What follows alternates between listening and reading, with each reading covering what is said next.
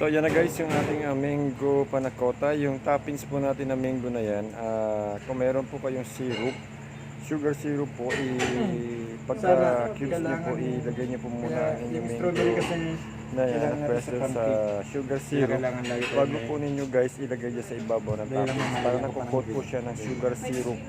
Kung wala naman po ang sugar syrup, pakulo po kayo ng white sugar. Tapos pag nag-sticky na siya, yung medyo syrup na talaga siya, tsaka nyo po ilagay yung inyong fresh na mango na ni-slice bago nyo po siya i-topping siya sa ibabaw ng inyong panakota.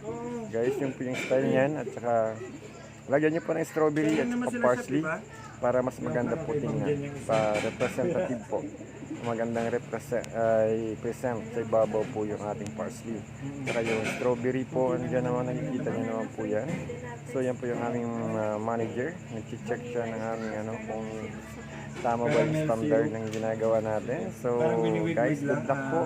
Yan po, in-upload ko na po at tingnan nyo na lang po, kayo na pong bahalang mag-decor sa sarili ninyong kung paano po nyo ayusin yung inyong mango panakota. Thank you and God bless.